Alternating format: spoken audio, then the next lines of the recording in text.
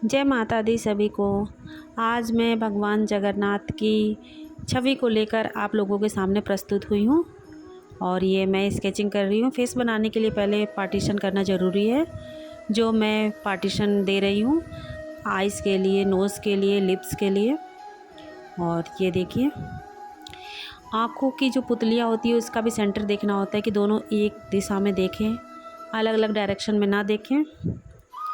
इसका भी खास ध्यान रखना रहता है अगर जब आप फेस की स्केचिंग कर रहे हो तो। आइए भगवान जगन्नाथ से जुड़ी कुछ रोचक बातें जानते हैं। एक कथा के अनुसार भगवान श्री कृष्ण अपने महल में आराम कर रहे थे। उनके पैरों के पास रानी रुक्मणी बैठी थी। तभी करवट लेते समय भगवान श्री कृष्ण से मुंह से राधा शब्द निकला, जिसे सुनकर रुक्मणी बेहद गुस्सा हो गई। उन्होंने सोचा कि आखिर राधा में ऐसा क्या है जो कृष्ण उन्हें भूल नहीं पाते और दिन रात उन्हीं का नाम जपते हैं, नींद में भी राधा का नाम लेते हैं। रुक्मणी नाराज़ होकर सारी बात रानियों से बताई और सबने मिलकर फैसला किया कि इस बारे में माँ रोहिणी, जो कि बलराम और सुभद्रा की माँ थी, उनसे बात करते हैं। सभी माँ के कमरे में पहुँची और माँ रोहिणी ने कहा कि वो इस बारे में सबको बताएंगी, लेकिन जब वो इस बारे में बात करेंगी तो कृष्ण और बलराम वहाँ पर ना आए। इस बात पर सभी रानी सहमत हो गई। फिर उन्होंने बहन सुभद्रा को द्वार पर पहरेदार बनाने के लिए कह दिया। पहरा देते ही माँ ने राधा और कृष्ण का प्रसंग बताना शुरू कर दिया। तभी बहन ने देखा भगवान श्री कृष्ण और बलराम दोनों कक्ष की ओर आ रहे हैं। ऐसे में सुभद्रा उन्हें रोकने के लिए कक्ष के बाहर आ गई, लेकिन माँ रोहिणी की आवाज़ कक्ष के बाहर तक आ रही थी। उसकी प्रसंग इतना दिलचस्प था कि सुभद्रा, कृष्ण और बलराम अपनी अपनी जगह पर खड़े हो गए और प्रसंग सुनने लगे। जैसे जैसे प्रसंग वो सुन रहे थे वैसे वैसे उनका शरीर गलना प्रारंभ हो गया और वे आधे गल चुके थे। उसी दौरान नारद मुनि भगवान के अद्भुत रूप को देखकर हैरत में पड़ गए। उन्होंने प्रभु से प्रार्थना की कि उनका ये रूप भक्त भी देखें, और उस दौरान वो इसी रूप में सबको अपने रूप का दर्शन दें। प्रभु ने नारद की ये बात मान ली और अपनी किए गए वादे के अनुसार रथ यात्रा के जरिए भक्तों को दर्शन दिया करते हैं। यही वजह है कि रथ यात्रा की पूजा में जगन्नाथ जी के साथ न तो उनकी पत्नी रुक्मणी होती है और न ही प्रेयसी राधा। बता दें, मंदिर में स्थापित तीनों भगवान की मूर्ति पूरी नहीं है, तीनों ही आधे रूप में ही पूजे जाते हैं। मंदिर की एक विशेषता ये भी है कि मंदिर के शिखर की छाया हमेशा गायब रहती है और उसे ज़मीन पर कभी नहीं देखा जा सकता। ऐसा इसलिए क्योंकि सूर्य की किरणें मंदिर से टकराकर मंदिर पर ही पड़ती हैं और ज़मीन तक नहीं पहुंच पाती।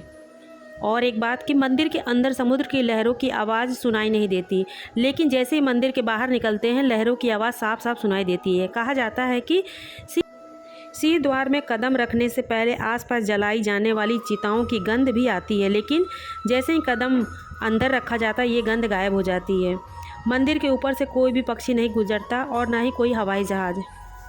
ऐसा भारत के किसी दूसरे मंदिर में नहीं होता। मंदिर के झंडे पर शिवाजी का चंद्र बना हुआ है और शाम में ये उल्टा चढ़कर पहुंचना होता है। ऐसा माना जाता है कि अगर एक दिन भी ऐसा नहीं किया गया तो मंदिर 18 साल के लिए बंद हो जाएगा। मंदिर की ध्वजा हमेशा हवा के विपरीत दिशा में लहरती रहती है।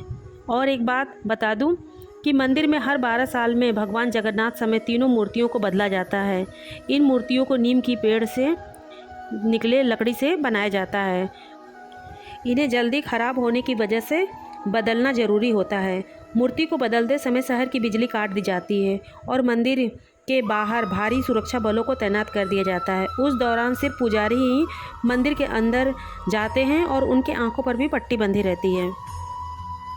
ऐसा माना जाता है कि भगवान विष्णु ने जब अपने शरीर का त्याग किया था और उनका अंतिम संस्कार किया गया, तब उनके शरीर के एक हिस्से को छोड़कर बाकी सारा शरीर पंच तत्व में विलीन हो गया। कहते हैं कि भगवान श्री कृष्ण का दिल उस दौरान धड़क रहा था, जो आज भी भगवान जगन्नाथ की प्रतिमा के अंदर सुरक्षित है।